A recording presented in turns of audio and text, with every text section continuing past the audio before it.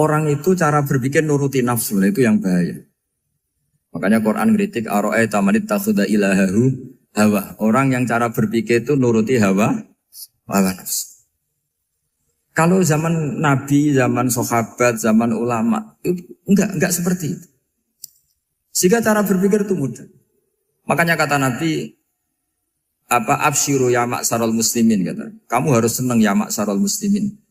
Allah sekarang buka pintu langit yang sebelumnya enggak pernah dibuka. Dan Allah yubahi bikum malaikata. Dan Allah membanggakan kamu kepada para malaikat. Kenapa? Umatnya Muhammad, umatnya Rasulullah Muhammad SAW, itu kalau sampean kepengen mati setiap saat itu baik, itu resepnya gampang kata Nabi. Addu faridotan wantadzoru ukhra. Jadi Allah memberitahu, ya Muhammad umatmu ini luar biasa. Jadi misalnya tadi kita sholat subuh, ditanya, Bahak kamu sekarang ngapain? Nunggu sholat duhur ya. Setelah sholat duhur ditanya lagi nunggu apa asar. Sehingga faman kanat hijratuhu ila Allah wa rasulih fa hijratuhu ila Allah. Jadi kalau ya sudah ini tak ijazahkan. Kalau setelah sholat subuh nunggu apa? Duhur. Setelah duhur nunggu. Sehingga ketika kita mati itu statusnya penunggu sholat. Tapi kamu kan enggak miskin. Kenapa? Penunggu kaya. Ya itu enggak masuk surga itu. Penunggu kemapanan. Berarti kan menunggu sesuatu yang seleranya nafsu. Beda kalau penunggu sholat. Berarti kamu di dunia menunggu ritual ibadah. Maka di antara ijazahnya Nabi apa? Addu faridotan wantadzoru ukhra. Melakukan satu fardu. Kemudian kita menunggu tugas berikutnya. Jadi niati saja setelah subuh nunggu apa? Duhur. Setelah duhur. Meskipun kita di perapatan. Apa? Nunggu asar ya. Tapi ya asar betul. Jangan nunggu tok pas asar. Enggak. Jadi sebetulnya umat ini gampang sekali. Jadi di antara kebanggaan Allah, yubahi itu Allah bangga dengan malaikatnya adalah umat ini adalah addu faridotan wantadzoru ukhra. Melakukan satu fardu, kemudian menunggu fardu yang lain. Dari mengkhidmati kampus, ingin mengkhidmati masyarakat. Dari satu masyarakat lokal Semarang menjadi sampai sekarang, sampai Banjarmasin, Unisula mau bikin kampus di sana, terus gitu. Dari satu tugas ke tugas yang lain. Makanya Islam diajarkan setelah satu tugas selesai, faida faruh tafan sok. Jadi sehingga hidup kita itu dinamis. Dari satu kebaikan menunggu kebaikan lain, dari satu kebaikan menunggu. Sehingga hidup kita ngapain? Nunggu satu kebaikan. Ini sudah masuk faman kanat hijratuhu ila Allah wa rasulih, fa hijratuhu ila Allah wa rasulih. Sehingga bayangkan kalau kita direkam Allah, Gusti kula ampun mati nak dereng sugih. Wis melarat puluhan tahun. Sakit, nunggu sesuatu sing sifatnya nafsu, kok pengen sugih. Sugih tok aja cukup. Tahu buruh wong sing tahu ngenyek ndekne lho, itu kan urung-urung wis dendam. Saya belum mau mati sebelum kaya dan buruhkan orang yang pernah melecehkan saya. Wis ngono akhirnya mati urung sugih. Berarti wis fakir matine hasud. Mau itu ngenes dunia akhirat kan kira-kira seperti itu. Kamu santai aja kalau fakir berarti meringankan hisab karena ada banyak harta. Yang mau dihisab papanya, tidak punya apa-apa. Jadi saya mohon sekali ya, Islam itu mengawal kebahagiaan. Sebab itu sampai bahagia itu menjadi perintah Islam. Qul bi fadlillah wa bi rahmati fa bidzalika falyafrahu. Karena dengan bahagia bi taat diharapkan orang Islam itu tidak bahagia atau cari kesenangan lewat jalur maksiat. Sehingga ciri utama wali apa? Ala inna awliya Allahi la khaufun alaihim walahum yahzanun. Sehingga ulama dulu itu rileks-rileksnya. Termasuk yang saya ceritakan tadi, Imam Ahmad, Imam Syafi'i. Itu melihat apa saja rileks. Ya tadi kalau disenangi orang ya barokah, punya kawan kebaikan. Nak dineng ya barokah dineng di getingi tonggo rada utang, ngeranjuk tulung gitu. Jadi rileks saja. Masyhur itu Imam Syafi'i ngendikan waman asaa ilaika faqat atlakoka. Orang yang berbuat buruk sama kamu hakikatnya adalah membebaskan kamu. Atlako itu apa? Membebaskan. Enak gak jadi hidup itu? Kalau kamu kan enggak, kok gedeng aku salahku apa? Malah kamu ujub tuh, orang kok gak tahu salahnya. Kamu jadi suami, istrinya ngomel, kurang apa saya sebagai suami? Ya kurang banyak, enggak ganteng, enggak kaya, enggak ini. Malah kalau diterangkan malah parah toh. Ya sudah rileks saja. Kalau dia ngomel ya tadi, alhamdulillah dapat pahala tanpa apa? Biaya. Terus ngomel kan butuh energi, paling yang tidak kuat 3 jam. Oh, nanti juga berhenti apa? Terus ambil nilai positifnya. Misalnya ngomel sama suaminya, bagus lah. Kalau ngomel sama tetangga malah kayak apa gitu aja udah. Jadi ulama dulu itu gampang sekali melihat melihat hidup. Rasulullah ya gitu, melihat hidup tuh gampang saja. Ketika tanya, ya Aisyah apa ada sarapan? Tidak ada ya Rasulullah, ya sudah saya tak puasa. Jadi enteng saja. Kadang-kadang beliau ingin puasa, ya puasa sunat, ada sarapan nggak jadi puasa. Rileks. Nabi itu rileks. Kalau ngajari kebaikan juga rileks. Nah sekarang itu banyak orang yang karena mungkin kurang baca, Islam tuh kayak menjadi aturan yang bengis, yang repot, yang mengekang. Itu tidak seperti itu. Yuridu wa bikumul yusra wala yuridu bikumul usra. Allah menghendaki agama ini mudah. Sehingga ada sahabat di Imami Mu'ad itu baca Baqarah. Sahabat ini pekerja petani, mufarokoh ditinggal. Ketika Mu'ad lapor, ya Rasulullah ini ada orang munafik, tengah-tengah sholat mufarokoh saya ditinggal. Yang disalahin itu tidak yang ninggal tapi Mu'ad. Afattanun anta ya Mu'ad, kami itu tukang fitnah. Masa ngimami petani pakai surat Baqarah? Jadi yang disalahkan ini imamnya. Kalau kamu jadi imam, sholatnya ya yang cepat. Makanya terus banyak orang kecepatan karena tadi. Jadi Nabi itu enteng sekali. Jadi apa ya, Nabi itu beda dengan yang kita bayangkan beda. Nabi pernah ngaji di masjid, kemudian ada tetangga lewat pakai cangkul ke kebun. Semua sahabat gerutu. Ini orang tidak benar, ada Nabi ngaji ditinggal saja ke kebun, tidak ikut ngaji. Jawabannya Nabi tidak, itu bagus itu, ikut sunnah saya. Kenapa ya Rasulullah? Dia kerjanya nyari halal. Dan untuk menghidupi keluarganya itu juga ajaran saya. Sehingga yang ngaji ya ajarannya Nabi, yang enggak ngaji karena kerja mencukupi keluarga juga ajarannya Nabi. Segampang itu. Oh, kalau kayaknya kamu kan, wes gak roh akhlak kan gitu. Nabi rileks saja Nabi. Sampai bisa lihat itu di Ihya, di bab Fadhailul Kasbi. Makanya ini penting sekali supaya orang itu berpikir Islam atau mendakwahkan Islam itu berdasar sanad ya yang muttasil yang pernah dilakukan Rasulullah SAW. Sesuatu yang dilarang Allah itu pasti madhar. Maka untuk melarang seseorang bergantung sama narkoba misalnya atau hal-hal yang bahaya pada fisik, itu satu tentu bagi ahlullah, tentu karena takut Allah. Tapi banyak masyarakat yang memang benar-benar bisa meninggalkan narkoba karena efek buruknya ganja. Bahwa itu mengakibatkan sakau, mengakibatkan tidak sadarkan diri, mengakibatkan kebangkrutan ekonomi macam-macam. Sehingga mereka benar-benar benci sama yang namanya narkoba.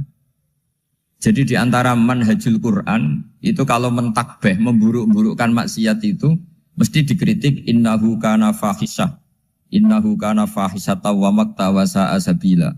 Innahu kana fahisyata wa sa'a sabila. Diulang beberapa kali. Sehingga dibutuhkan kecakapan untuk menganggap satu hal yang buruk itu fahsyah, sesuatu yang enggak rasional, sesuatu yang tidak positif, sesuatu yang pasti berdampak negatif. Sehingga kalau misalnya tadi dibacakan oleh Qori, kuntum khaira ummatin ukhrijat linnasi ta'muruna bil ma'ruf wa tanhauna 'anil munkar. Untuk berhenti dari kemungkaran itu satu takbihun litil kal mungkar atau litil kal mungkarat, bahwa mungkarat itu kita cap, kita stigmasi bahwa itu buruk sekali. Seperti Nabi mengajarkan pemuda tadi, masa kamu suka ibu kamu digitukin lelaki lain, putri kamu, bule kamu, bude kamu, sehingga orang ini pikirannya termindset betapa buruknya zina. Sama seperti kita sukses memindset betapa buruknya narkoba, betapa buruknya bahan-bahan terlarang.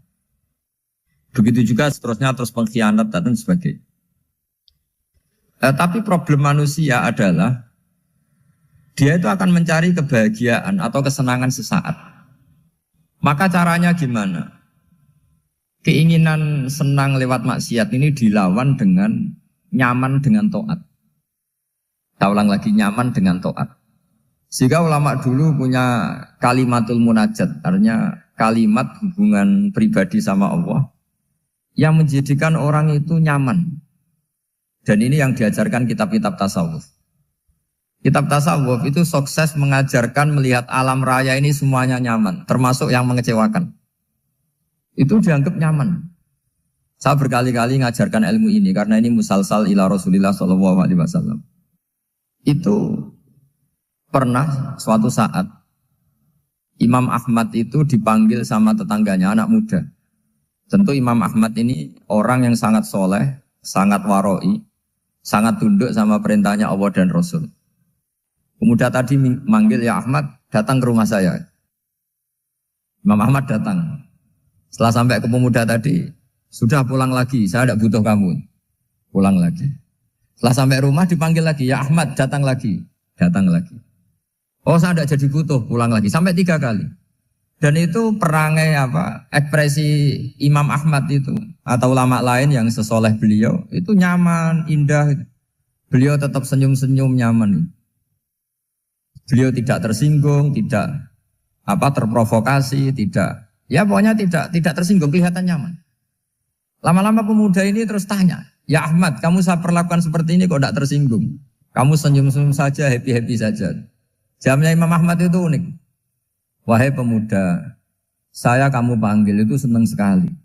Karena kata Nabi, kalau kamu iman dengan Allah dan Rasul, maka hormatilah tetangga. Jadi saya senang.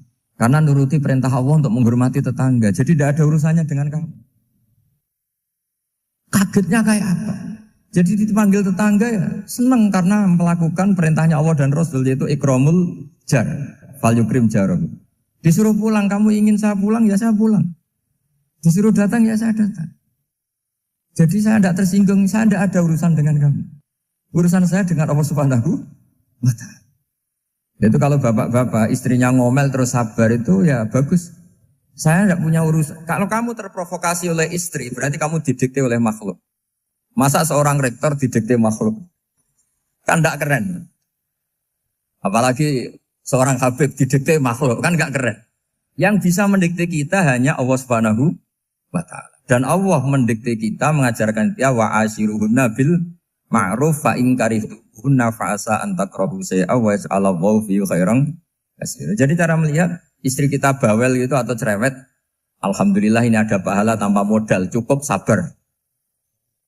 Kalau istri kamu sedang mesra malah mintanya ke mall, malah biayanya tinggi. Murah mana dapat pahala dimarahin sama saat mesra minta ke mall? Milih yang pertama kan? Nah ya itu tidak usah modal ini. Ya gitu aja. Jadi kalau istri sedang marah bawel, anggap saja ini rezeki. Dapat pahala tanpa apa? Biaya. Nah kalau pas rukun malah nantang ke mall, biayanya malah tinggi. Jadi ulama dulu itu melihat dunia itu happy. Pernah Imam Syafi'i dikasih tahu, orang yang tadi nyium tangan kamu ya, itu di rumah menghujat Anda. Jadi dia sopan hanya di depan Anda, kalau di luar menghujat Anda. Jawabnya Imam Syafi'i lucu. Ya baguslah. Yang cerita ini kaget. Kenapa bagus ya Aba Abdillah? Kalau manggil Imam Syafi'i ya Aba Abdillah. Ya berarti saya masih wibawa, di depan saya tidak berani katanya. Jadi dipandang enteng saja. Jadi kalau kamu, di depan kamu, istri kamu tidak berani belanja, tidak ada kamu belanja banyak. Anggap saja Anda wibawa. Jadi enteng saja. Pernah Imam Syafi'i dikasih tahu, separuh dari kampung Anda itu gak suka kamu. Ya bagus lah, kenapa? Oh nak rukun malah bakal utang katanya gitu. Kira-kira yang utang itu yang rukun apa yang neng-nengan? Yang rukun. Jadi enteng saja. Masyhur itu makalahnya Imam Syafi'i. Waman asa'a ilaika faqad atlaqaka. Orang yang berbuat buruk sama kamu berarti membebaskan kamu. Kalau saya sedang nenengan sama Habib Hasan Toha Putra, beliau naik Alphard gak nawarin saya sah karena baru nenengan. Tapi kalau sedang rukun malah harus repot mana? Rukun sama ndak rukun? Repot rukun sebetulnya. Jadi Imam Syafi'i itu happy saja. Kalau sedang rukun sama tetangga ya dianggap rukun itu satu kenikmatan. Sedang tidak rukun ya dianggap satu kenikmatan. Jadi orang dulu itu serilek itu melihat dunia. Kalau kita kan enggak, ego. Wah saya ini suami kok dimarahin istri. Wah ini egonya bangkit. Padahal egonya bangkit itu ada kebodohan di situ. Yaitu seorang rektor didikte seorang istri, seorang makhluk. Apalagi kalau Anda daftar wali itu tidak akan jadi wali. Ini wali kok tunduk sama makhluk. Karena didikte apa? Makhluk. Maka Imam Ahmad ketika tetangganya bully gitu ya santai saja, beliau happy. Ketika pemuda tadi iskal janggal.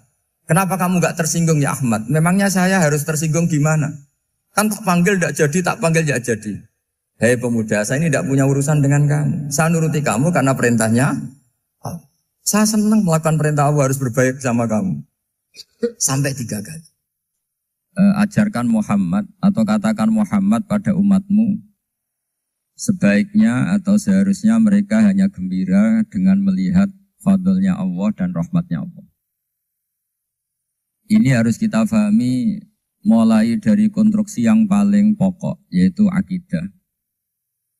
2 ahwal. Ahwal itu 1 perilaku sosial. 3 mutammimat, sesuatu yang tidak pokok, tapi kita butuhkan dalam mengawal hidup ini. Saya beri contoh, itu sampai maksiat, itu karena cari kesenangan. Misalnya baru penat itu, ingin seneng, ada orang yang macam-macam lah, ingin melihat maksiat, apa itu pornografi, apa nyabu, apa macam-macam. Itu sebetulnya agama punya konsep yang luar biasa, yaitu seharusnya seseorang itu gembira. Gembira dengan ketaatan. Lalu pertanyaannya caranya gembira gimana? Gembira itu mudah. Jadi misalnya kamu sujud sama Allah Subhanahu wa taala. Terus cara berpikir begini. Ini sekaligus ijazah. Cara berpikir begini. Ya Allah, ini kata Sayyidina Ali, kafani izzan an akuna laka abdan wa kafani fakhron an takuna li rabban. Ya Allah, betapa sialnya saya andaikan saya jadi budak dari makhluk yang sama. Misalnya sampean itu seorang kiai atau rektor atau doktor atau orang terpelajar, kemudian kamu jadi budak atau hamba dari makhluk yang setara. Betapa hinanya saya. Maka kata Sayyidina Ali, ya Allah saya ini cukup bahagia, cukup bangga karena jadi budak, jadi hamba dari zat yang super atau yang maha super. Jadi kok Allah Subhanahu wa ta'ala. Sehingga ada kebahagiaan yang luar biasa karena menjadi hambanya Allah Subhanahu wa ta'ala. Setelah bangga dengan jadi hambanya Allah, maka kita akan malu. Malu misalnya kok saya bahagia itu nunggu melihat pornografi, melihat maksiat. Itu terus menjadi malu. Kenapa saya bisa didikte oleh hal-hal seremeh itu? Ya, kita malu karena didikte oleh hal-hal yang seremeh itu. Karena kita didikte oleh nafsu. Jadi izzatun nafsi, satu harga diri seseorang itu harus dihidupkan untuk hanya tunduk kepada Allah SWT. Sehingga Nabi itu melatih satu logika tarkul ma'asi. Nabi itu dulu ketika ada seorang pemuda yang ya karena mungkin pemuda ya, dia itu mau masuk Islam, tapi uniknya kata pemuda tadi, saya masuk Islam tapi asal dibolehkan bebas zina. Jadi ini agak sableng gitu. Jadi mau masuk Islam syaratnya dibolehkan apa? Zina atau free sex gitu. Karena orangnya agak hiper. Itu Nabi tidak langsung mengancam dengan neraka enggak. Ketika mau pamit gitu semua sahabat melarang. Mah itu jangan, kamu jangan suan Nabi. Itu permintaan yang enggak masuk akal. Setelah lama ditahan terjadi kegaduhan di masjid, Nabi dengar itu ada apa itu? Itu ada pemuda yang mau masuk Islam tapi yasta'dzinuhu fi zina. Tapi mereka minta izin Nabi untuk tetap boleh zina. Kata Nabi, pemuda itu suruh masuk, suruh menghadap saya. Ketika menghadap Nabi, saya ulang lagi ketika menghadap Nabi, Nabi mengajarinya itu luar biasa. Nabi tidak langsung mengancam dengan neraka atau dengan azab tunda. Tapi kata Nabi, atau hibbuhu li ummik. Kamu suka kalau ibu kamu itu jadi demenannya orang banyak. Pondok ya Nabi, yang demen ibu saya tak bacok kan. Karena ini ya agak preman, di mana-mana orang nakal agak preman. Terus atau hibbuhu li bintik. Kamu suka kalau putri kamu ya digitukan orang-orang. Oh ya enggak Nabi, yang gitukan putri saya tak bacok. Atau hibbuhu li kholatik. Kamu suka kalau bule kamu digitukan. Atau hibbuhu li ammatik. Kamu suka kalau saudara bapak kamu digitukan. Nabi itu mengeset ya. Cara sekarang itu cuci otak mungkin. Nabi itu meluruskan otaknya anak muda itu. Betapa buruknya zina. Cara bahasa Arab ditakbih. Betapa buruknya zina. Kamu suka kalau korbannya ibu kamu, putri kamu, bude kamu, bule kamu. Sehingga orang itu matur ya hasbuka ya Rasulullah, ini sudah cukup. Saya tidak pernah melihat sesuatu seburuk zina. Jadi fa'al qawwa fi qalbihi bughdha zina. Kemudian Allah meletakkan di hatinya, menanamkan benci zina. Sehingga akhirnya pemuda tadi menjadi iffah, menjadi menghindari zina. Artinya begini ya, ini mungkin yang lolos dari para kita sebagai dai, kita tidak belajar banyak tarbiyahnya Rasulullah Shallallahu Alaihi Wasallam. Jadi kalau kita benci maksiat, itu jangan hanya ditakhzir, ditakutkan neraka itu enggak. Jangan hanya itu.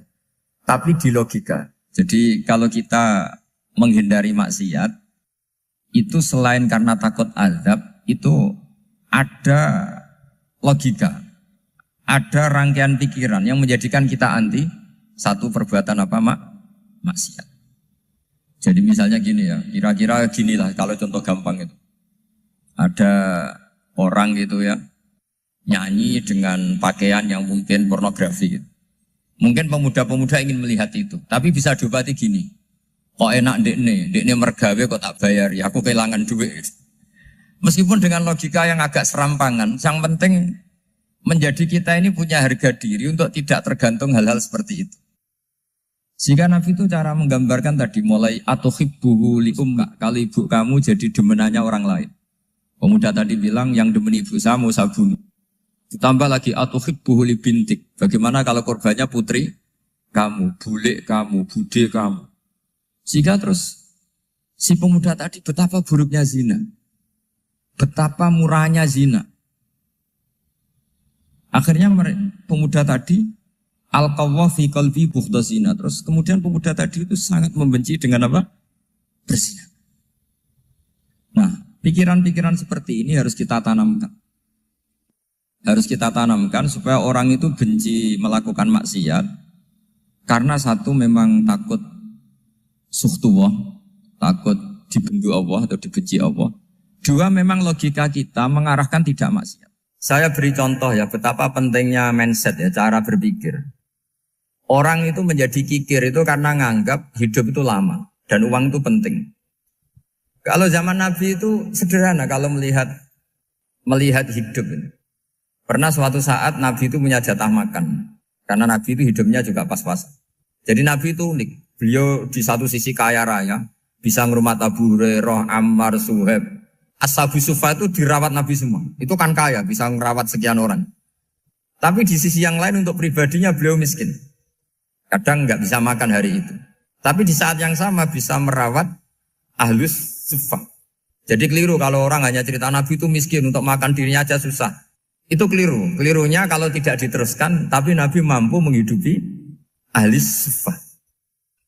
Singkat cerita jatah makannya Nabi itu dikasihkan orang ketika Nabi tanya, ya Aisyah, makanan jatah saya di mana? Oh ya Rasulullah, tadi ada orang minta tak kasihkan, maka makanan itu habis. Apa kata Nabi? Kamu salah Aisyah. Yang kamu kasihkan itu justru yang masih. Ya yang kamu kasihkan itu justru yang masih. Sehingga Nabi menganggap, makanya Nabi terus ngendikan. Ya kalau mukhatabnya lelaki ya kira-kira begini. Wahal laka min malika illa ma akal tafa'afnaita walabista fa'ablaita. Terus hanya watasaddaqta fa'abqaita kata Nabi. Harta kamu ya kamu makan kemudian ke WC jadi kotoran atau punya pakaian mewah nanti rusak. Watasaddaqta fa'abqaita. Ada yang kamu sedekahkan yaitu yang abadi sampai akhir. Sehingga banyak pengusaha yang mencintai saya setelah tak ajari hadis itu. Misalnya punya uang 1 miliar karena dia spekulan atau pedagang rawan bangkrut. Disedekahkan ke masjid 50 juta, yaitu yang abadi. Jadi kalau suatu saat bangkrut, dia masih punya uang 50 juta di akhirat. Jadi Nabi itu mengajari sedekah itu apa? Ya sedekah itu pengabadian uang. Kalau kita kan enggak, bilang sedekah itu nguras uang. Itu pikirannya setan, dan pikirannya orang Islam. Itu cara berpikir setan, bukan cara berpikir umat apa? Sehingga Sayyid Ali Zainal Abidin itu kalau ada orang minta, kemudian beliau ngasih, itu beliau bilang gini, marhaban biman hamala zati ilal akhirah. Matur nuwun nggih jenengan sing beto sangu kula nate. Jadi dianggap teller saja. Orang yang minta uang beliau itu dianggap tukang nyatet bank. Karena sudah ditabungkan. Ya sudah. Kalau kita kan enggak, wah pengemis tuh ganggu gini-gini.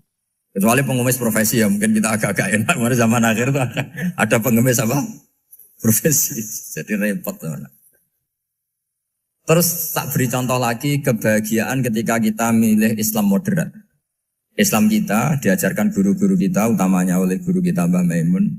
Saya juga sering ketemu beberapa ulama dunia, termasuk Habib Umar. Saya juga ikut sowan ke sini pas beliau sama Habib ini Hasan Toha Putra di sini sama orang-orang moderat. Itu cara berpikir juga luar biasa indah. Beliau pernah cerita ya, beberapa ulama lah, banyak yang cerita itu. Saya pernah diceritani seorang alim ketika ada orang ekstremis itu mau ngebom di tempat maksiat. Kebetulan yang maksiat itu kebanyakan ya orang Islam karena di negara yang mayoritas Islam. Ditanya sama Syekh Sa'rawi. Syekh Sa'rawi itu mufassir top di mana? Mesir. Ini mau tak habisin karena mereka orang Islam kok maksiat terus. Terus ditanya sama Imam Sa'rawi, laumatu ala khini ma'asihim aina masiruhum. Kalau mereka mati dalam keadaan maksiat, mereka kemana? Ya ilanar, mereka pasti masuk neraka. Terus ditanya sama Imam Sa'rawi, wahal masiruhum ilanar muradun nabi amlan. Punya umat maksiat kemudian mati masuk neraka, itu yang diinginkan Nabi apa enggak? Ya tidak aja. Ya sudah, enggak usah dibom, ditunggu tobatnya kata. Karena kalau mati dalam keadaan itu ke neraka dan itu tidak yang diinginkan Rasulullah Sallallahu Alaihi Wasallam. Terus ekstremis ini menjadi tobat, tidak berpikir ekstremis mas. Jadi orang itu harus berpikir mindset yang baik. Meskipun kadang berpikir baik itu ya agak-agak kacau. Ada seorang wali majdzub itu kalau berdoa agak kacau, tapi nggak bisa dibantah. Masyhur itu doa itu. Ini sekaligus ijazah, tapi kalau sebelum wali nggak boleh. Itu datang ke makamnya Rasulullah SAW. Terus doanya itu begini. Ya Allah, sekarang terserah engkau. Ya Allah, sekarang terserah engkau. Jika saya kamu jadikan orang soleh, jika saya engkau jadikan orang soleh, maka surra habibuk, maka kekasihmu ini senang. Yang susah musuhmu yaitu setan. Tapi kalau engkau menjadikan saya orang fasik, maka yang susah kekasihmu, yang senang musuhmu. Jadi kan punya dua pilihan itu. Wah itu kan doa tapi kayak teror itu. Ya jadi berdoa di Raudhah. Wah itu mesti mandi itu karena agak-agak maksa Tuhan itu. Ya Allah, engkau punya dua pilihan. Jika saya jadi orang soleh, maka kekasihmu ini senang. Musuhmu yang susah yaitu setan. Tapi jika saya jadi orang fasik, maka musuhmu yang senang, kekasihmu yang susah. Mohon terserah jenengan, mau menyenangkan kekasihmu, apa menyenangkan musuhmu gitu. Kira-kira gimana? Kalau tertarik boleh doa itu dipraktekkan. Tapi kayaknya kalau copy paste itu gak keren, apa? Jadi dulu orang itu muamalah sama Allah dan Rasul itu rileks. Rileks itu nyaman karena ya tadi qul bi fadlillah wa bi rahmati fa bidzalika falyafrah. Sehingga Imam Izzuddin bin Abdissalam itu ngendikan innalladzina yarmunal muhsanatil ghafilat. Di antara kebaikannya ibu-ibu atau mbak-mbak ini harus berstatus ghafilat. Perempuan-perempuan pelupa. Ghafilat itu pelupa. Pelupa dari kenikmatan maksiat sehingga mereka dengan taat. Misalnya ada ibu-ibu atau mbak-mbak atau juga bapak-bapak tahajud, kemudian nyaman dengan tahajud itu. Kira-kira terbersit enggak ingin maksiat? Enggak kan, karena sudah nyaman dengan tahajud, dengan taat. Maka dibutuhkan kenyamanan dalam beribadah. Sebab itu ala bidzikrillahi tatmainnul qulub. Makanya saya termasuk kiai yang setiap ngaji itu happy, seneng. Karena ini untuk kampanye, seneng dengan ngaji, dengan taat itu sudah luar biasa. Kayak apa kalau mereka senengnya kalau nunggu melakukan maksiat. Jadi termasuk bentuk perlawanan kita terhadap maksiat adalah usahakan kamu tuh bahagia, seneng dengan taat. Istiqnas billah, mu'anasah billah, farah billah, itmi'nan tumaknina billah. Sehingga ini mencukupkan kita tidak berkebutuhan maksiat. Meskipun kita ya manusia, pasti suatu saat atau sudah pernah maksiat. Serasa diceritakan lah, itu mesti gitu lah. Lah orang-orang dulu itu orang yang sukses mengelola bahagia ma'allah wa billah walillah. Jika wali-wali dulu itu jadi wali itu tidak mesti karena ibadahnya banyak, itu enggak. Mereka orang yang ibadahnya itu biasa. Biasa-biasa sekali. Ulama-ulama dulu ibadahnya biasa sekali. Tapi qulubuhum ma'allah, hatinya itu ma'allah.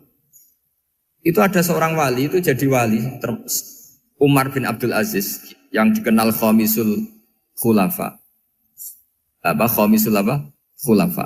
Di luar khulafa Rasyidin 4, di antara yang soleh adalah siapa? Umar bin Abdul Aziz. Itu ketika mau meninggal, itu senangnya bukan main. Oh, itu semuanya nangis, beliau senang. Terus tanya, kenapa kamu senang? Memangnya saya kalau mati itu kemana aja? Ila khairi madhubin ilah, ke zat terbaik. Dibang urip mbek kowe bulet atau mbek arhamur rahimin ngene. Yaitu Allah Subhanahu.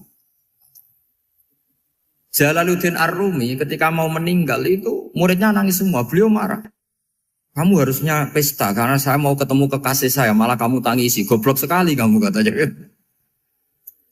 Jadi orang-orang dulu itu luar biasa. Karena tadi mereka tidak ingin ketemu Allah itu dianggap problem. Harus sesuatu yang membahagiakan. Makanya wali-wali itu kalau berdoa begini.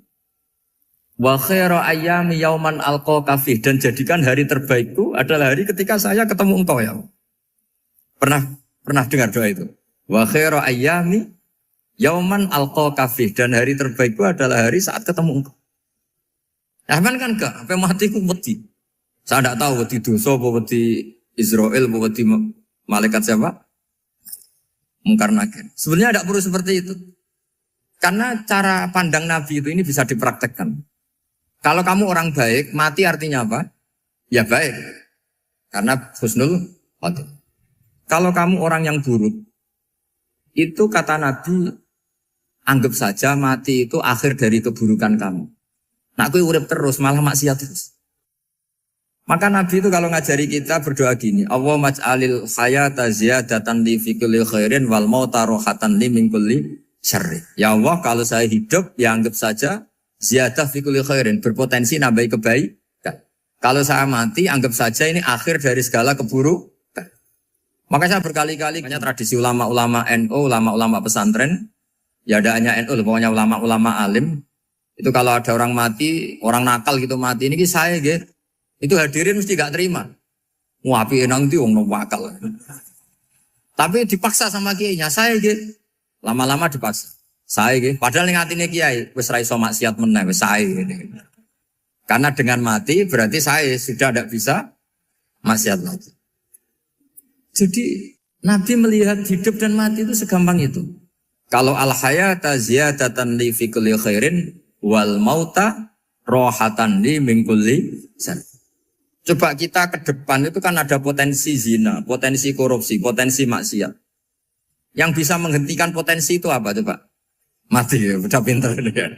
Sudah maju berarti. Berani mati. Berani. Tapi jangan di sini ngel-ngelo panitia. Artinya yang selama ini kita risau dengan kematian, dengan apa? Nabi ngajari kita tadi. Allahumma maj'alil hayata ziyadatan li fi kulli khairin wal mauta rohatan li min kulli syarr. Ya Allah, jadikan hidup ini sebagai bekal menambah kebaikan, dan suatu saat kalau saya mati, semoga itu akhir dari segala keburukan. Jadi artinya Nabi itu ngajari kita itu positif terus. Sama seperti ulamanya tadi. Nak lagi rukun mbek tonggo ya sanggep ae kanca keapian.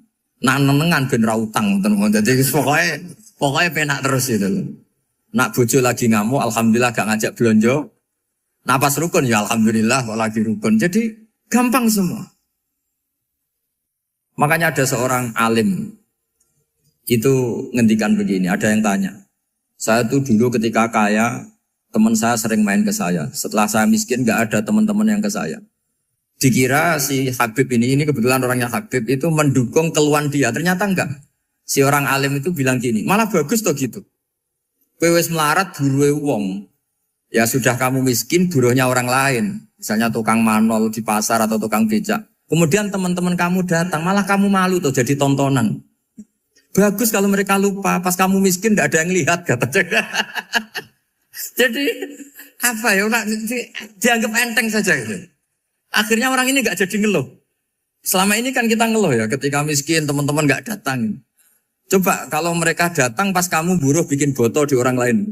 Mantan bos buruh, malu gak? Milih datang kepada? Nggak lah, sudah bener itu.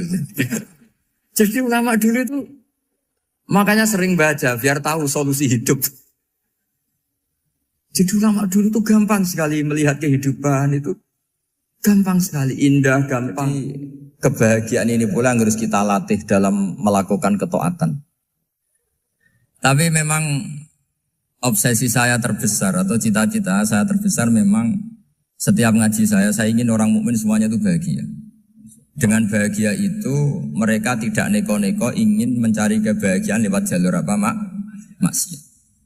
Sehingga dalam konstitusi ulama yang ditulis di kitab-kitab usul fikih, dan itu kitab yang saya kaji, selalu saya kaji, itu membela-bela sesuatu yang mubah itu sampai luar biasa. Karena melihat mubah itu, misalnya Anda tidur itu berstatus mubah. Anda bermain catur berstatus mubah. Anda rileks sama teman jagongan semalam dengan teman rektor atau dosen atau yayasan itu, melihatnya bukan mubah tapi tarkul maksiyah. Misalnya saya semalaman asik Musamaroh itu jagungan malam sama Habib Toha Al-Munawwar. Itu awang hitungnya bukan, wah ini jagungan ngalor ngidul tidak penting tuh enggak. Malam itu bahak tidak ke dugem, tidak ke tempat maksiat. Sehingga ada ulama yang mengatakan mubah itu enggak ada. Saya ulang lagi, mubah itu enggak ada. Kan umumnya ulama bagikan wajib, ya kan, haram gitu. Terus diantaranya mubah, sunat, makruh. Ada ulama yang mengatakan mubah itu tidak ada. Kenapa? Logikanya begini. Itsma min mubahin illa wa yatahaqqaqu bihi tarku haramimma. Karena tidak ada mubah yang Anda lakukan kecuali saat itu pasti ditinggalkannya sebuah keharaman. Misalnya Anda sedang jagungan sama istri di luar, di rumah. Asik di rumah semalaman. Mungkin bahas hal-hal yang ringan. Mungkin melihat sinetron atau apa yang ringan. Tapi di situ terjadi Anda meninggalkan ke tempat-tempat maksiat. Sekarang ninggal maksiat itu wajib apa mubah? Wajib. Padahal Anda sedang melakukanmu. Nah itu dicatat oleh Allah itu tarkul haram, meninggalkan keharam. Jika masyhur dalam cerita wali-wali itu, Abu Yazid yang seperti itu ibadahnya pernah tanya, ya Allah lalu yang makomnya orang seperti saya siapa? Karena beliau semalaman ibadah terus. Sama Allah dijawab, ya yang tidur di pinggir kamu itu. Abu Yazid, lu kok bisa ya Allah? Dia kan tidur terus. Ya kan dia tidur berarti meninggalkan keharaman. Ngomong sing potongan tukang maksiat itu apik turu apik melek kira-kira. Apik turu. Timbang sama nak melek pola wis turu ae kira-kira gitu. Jadi enggak usah dipaksa tahajud, dipaksa qiyamul lail itu. Iya kalau qiyamul lail. Kalau dapat informasi, kesini ikut saya, terus katut kan repot. Jadi perlawanan terhadap maksiat itu sebetulnya gampang dalam Islam. Karena tadi, nggak ada sesuatu yang mubah kecuali saat dilakukan berakibat meninggalkan keharaman. Mudah sekali. Jika banyak orang jadi wali itu karena melakukan mubah. Itu ada orang jadi wali itu karena sering makan. Ya makan-makan biasa itu. Karena ketika makan, ya Allah, betapa doifnya saya. Katanya saya presiden, katanya saya rektor, saya kiai. Ternyata kalau nggak makan tuh lemes. Apa hebatnya makhluk yang bergantung makhluk yang lain, yaitu makanan. Nah karena seperti itu terus dia al-laja'illallah, terus dia sungkeman ning Allah. Betapa lemahnya saya. Sebab itu ketika Quran mengkritik dan dengan tanda kutip kemungkinan Tuhannya Isa bin Maryam, itu ngeritiknya sederhana Quran itu. Mal masih ibnu Maryam illar rasul qad khalas min qablihir rusul wa ummuhu siddiqah kana yaqulanit ta'am. Isa itu tidak Tuhan, wong dia makan.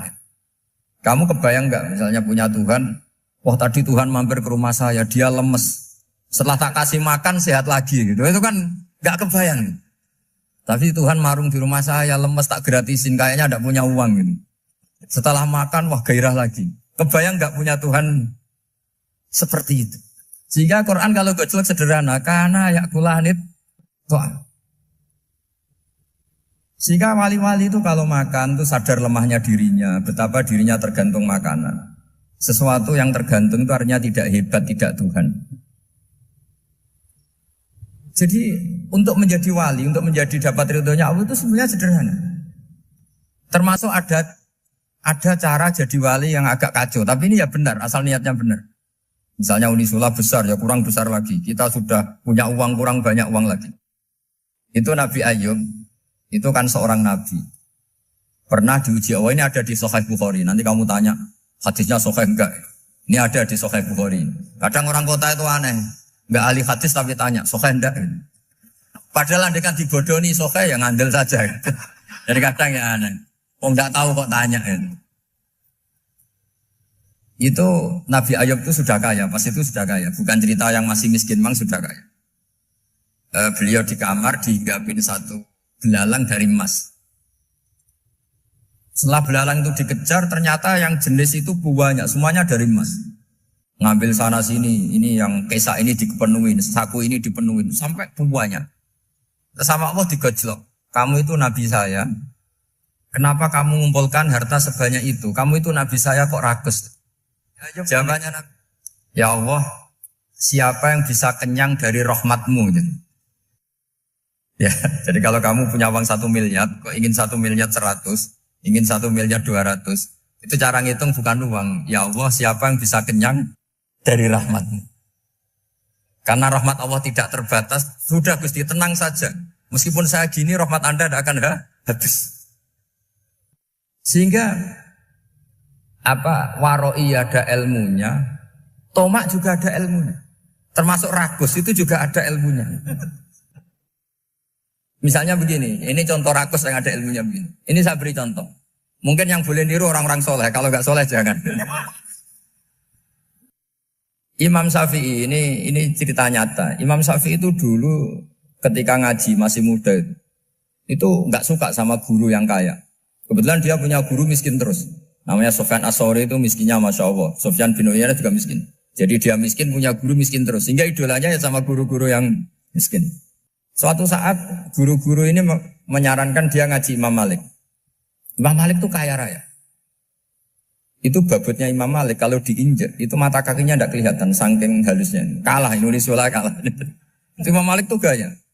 Kalau ngaji di kursi tinggi, terus pakai bukhur itu, pakai dupa Arab yang mahal. Pokoknya mewah kali Imam Malik. Terus dia mulai ini kiai kok kaya. Kemudian setelah beliau alim tanya, saya harus ngaji siapa setelah ilmu jenengan habis kira-kira gitu. Kata Imam Malik, sudah kamu tidak usah perlu ngaji saya, kamu sudah alim alama. Terus Imam Malik datang ke Baki. Zaman itu Baki itu semacam kayak rentalan ya, semacam Grab lah kalau dulu. Mana kafilah yang mau ke Irak? Ya sudah terus. Oh kita mau ke Irak. Ini antar ke Muhammad bin Hasan As-Syaibani. Itu dibiayai sama Imam Malik.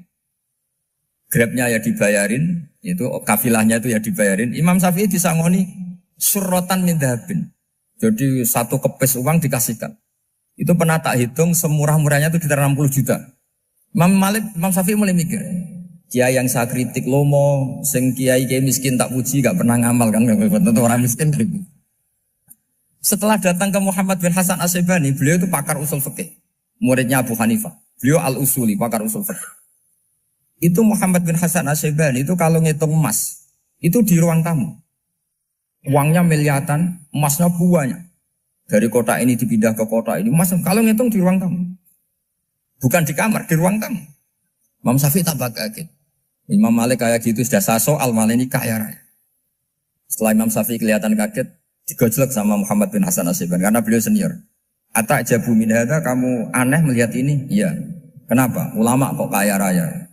Terus kata Muhammad bin Hasan, ya sudah, uang ini tak kasihkan orang-orang fasik, binti gue demenan, gue nyabu, macam-macam.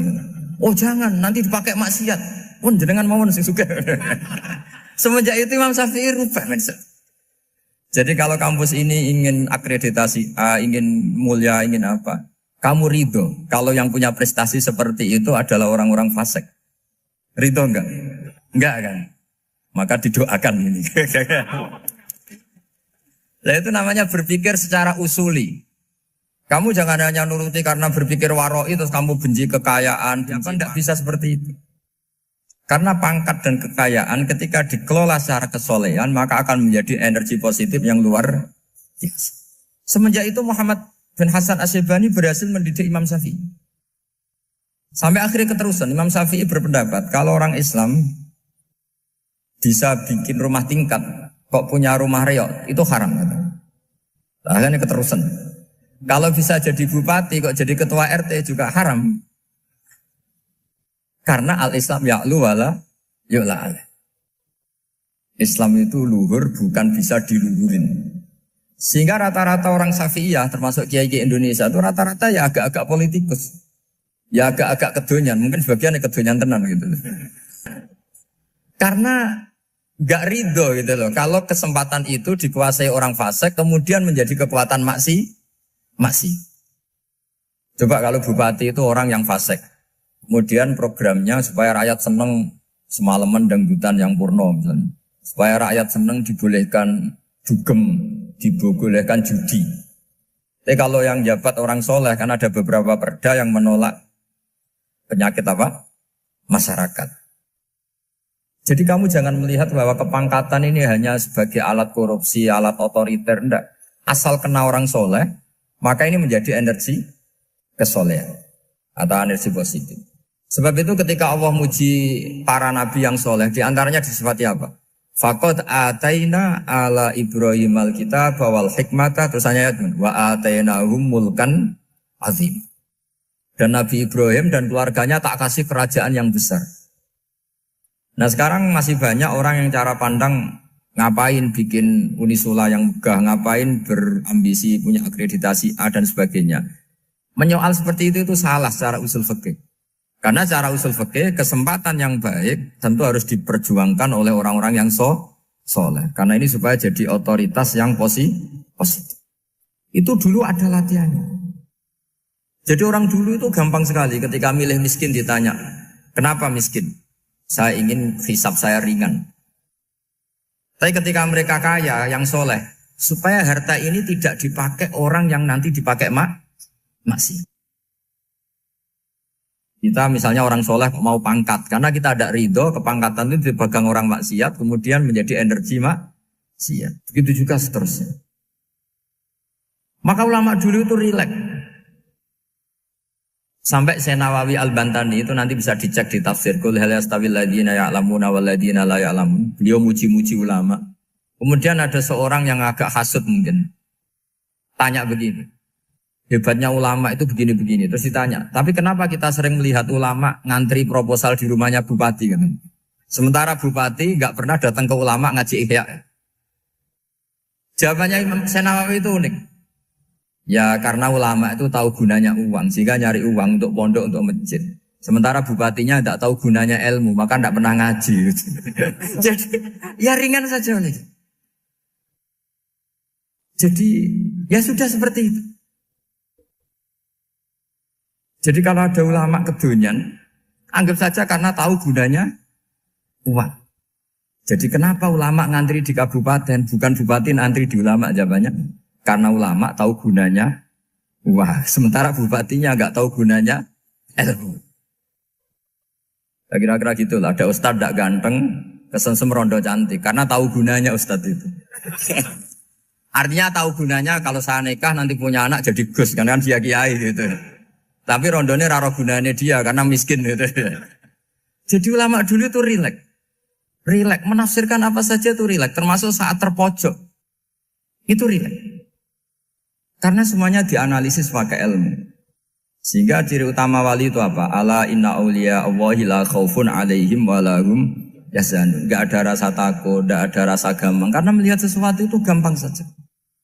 Saya ulang lagi, melihat sesuatu itu gampang saja, ringan.